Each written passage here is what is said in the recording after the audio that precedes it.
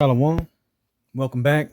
First and foremost, I want to give all glory, praises, and honors to Yahweh, Bahashem, Yahweh Shai. I want to give double honors to the apostles and elders of Great Millstone and salutations to your Akim pushing his word, sincerity, and in truth. Back into the lesson. It's going to be a quick lesson.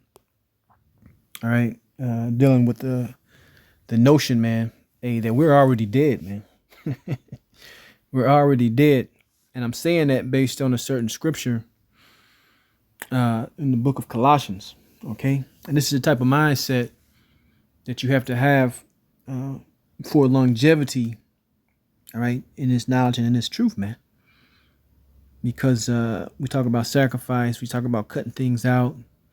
We talk about, seeking after the Lord.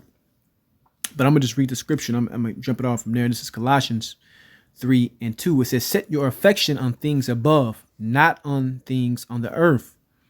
For ye are dead, and your life is hid with Yahweh Shai.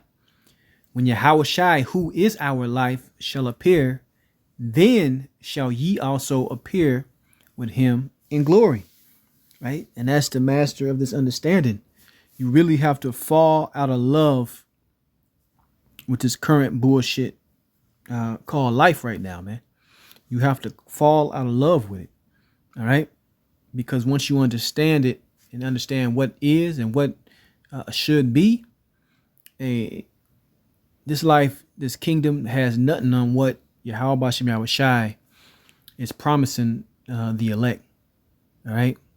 This kingdom has nothing. Let me repeat that. Nothing on what Yahweh Shai is promising the elect. And that's why many brothers don't endure, because they feel like they're missing out on some bullshit in the world, man. And let me tell you, it's all bullshit in the world at the end of the day. It's all vanity and vexation of spirit, as Solomon says, man. All right. So, like I said, we really don't have nothing to lose. We already dead, man, once you really understand it. All right. We're dead. We're numb. This world is nothing but ends to a means to an end, Salakia. And that's really you have to approach it and look at it. All right.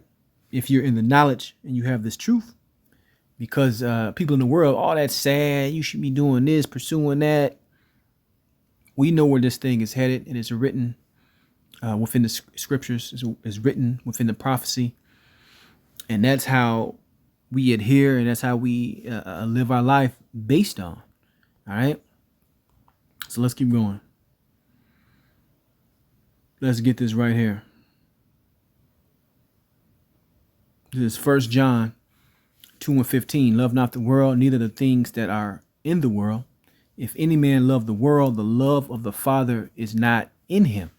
Right? And this one scripture, which is a basic scripture, cuts all these so-called Christian charity organizations, and we're doing this for the world, and we trying to say this and humanity this. It's all fucking bullshit, man. It's all smoke and mirrors, man. It says, for all that is in the world, the lust of the flesh, and the lust of the eyes, and the pride of life is not of the Father, but is of the world. Me. Right? That's the the mindset of man right now. It says, and the world passeth away, and the lust thereof, but he that doeth the will of the Most High abideth forever. Right? Realizing that you're already dead, man. All right? We have nothing waiting for us in this world. Okay? What is waiting for us truly is the kingdom of heaven. If we endure and we put Yahweh Bashem Yahweh Shai first. And that's the point. Okay? That is the absolute point. You see? But once you're the lust of the flesh, the lust of the eyes, trying to be the man on this side is a game and you really don't want to get caught up into, man. Because when the rubber meets the road and we come into a point where it's going to be quickly defined who's willing to leave the world 100%, being cut off, not going with this beast system, and those who can't because of what they think they got in it, right? Whether it be money, whether it be family, whatever you think you have in this world, which is all temporal. And we're going to see what's what at the end of the day. And that day is approaching quickly. Let's keep going. Let's go to the book of Philippians 3:8. And this is the mindset you should have like Paul had. It says, yea, doubtless, and I count all things but loss for the excellency of the knowledge of Hamashiach Yahushai, my power, for whom I have suffered the loss of all things, and do count them but dung, that I may win Yahushai. Right? So that's the mindset you have to have. You have brothers that had professional careers in sports, brothers that could have been professional musicians or actors, brothers that could have had high up positions in whatever field. But guess what, man? It don't mean a thing, man. It don't mean a thing if you don't have the knowledge of Yahweh Bashem Yahushai as what's written in this precept. Okay, and that's something you always have to hold dear into your head, man. That we're dead, man. We're supposed to be dead to this world. All right, your hopes, your dreams, your aspirations. I want to do this. I want to have this. I want to get set up like that. Hey, man, the hell with all that. The hell with all that. Okay.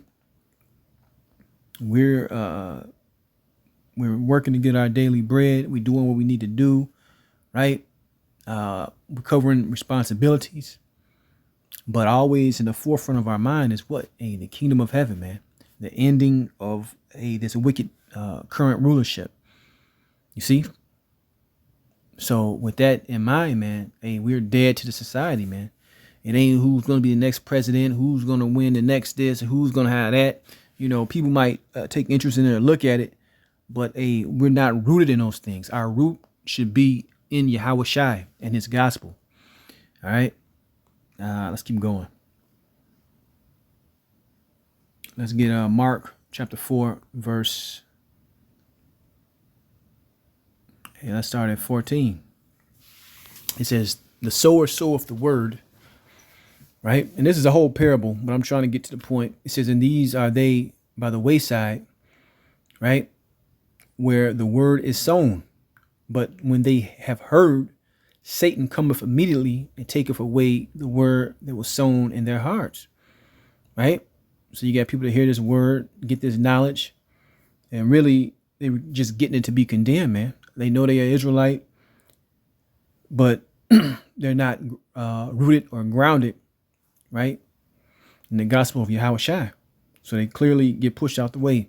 Verse 16, and these are they likewise which are sown on stony ground, who when they have heard the word immediately receive it with gladness, and have no root in themselves, and so endure but for a time. Afterward, when affliction or persecution ariseth for the word's sake, immediately they are offended. So you have these people, man. Like I said, I feel like I'm missing out. That FOMO mentality, fear of missing out.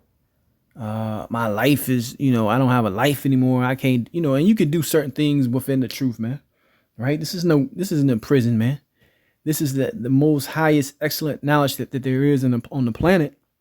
Right? Understanding these prophecies and understanding the mind of the Lord, so to speak. So, you don't look at this thing as a bad thing, man. But like I said, we're dead to this world. All right. We're dead to, how do I put it? We're dead to basically how the world seeks after that, this and the other.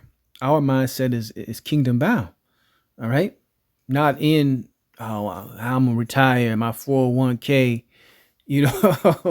I'm going to set myself up for the next 20, 30 years or whatever. All right. We know what we know, and we know what's coming down the pipe, man. All right. Utter destruction of the hell, a dystopian future where that beast system is going to be implemented, and we're not going to be a part of it. All right. So know that and keep that in your head. It says, they have heard the word, immediately receive it with gladness, and have no root in themselves, and so endure but for a time. And afterward, and it's really going into brothers that found out that the Israelites endure for a couple years. Hell, might even endure for a good long time, man. But really in their mind, they're offended. They're offended at brothers around them. They're offended at their position and rank within the camp, right? They're offended that their videos don't get as many views as somebody. I could care less about any of that shit, man. All right. They're offended that the apostle or the elder or somebody don't know them. And I always say this, man. Hey, as long as Yahweh Shem Yahweh Shai knows me, and that's what I'm most concerned about, man. All right. Because a lot of this stuff on the earth, any of this stuff can be taken from you at any time. Verse 18, and this is they which are sown among thorns, such as hear the word, and the cares of this world, and the deceitfulness of riches, and the lust of other things entering in, right, choke the word, and it becometh unfruitful, right? Putting the word on the back burner, putting the ministry on the back burner, putting the works on the back burner, which this is the main event right here, man. This knowledge, especially if you was called to be a teacher, a preacher, pushing this word. Okay. So if you're not dead to this world and considering yourself, your life hid with Yahweh Shai, like the first scripture I started out with, sooner or later, you're going to become offended, right? And that's going to be it, man. You're going to become offended, and that's going to be it. But that was the point of this lesson.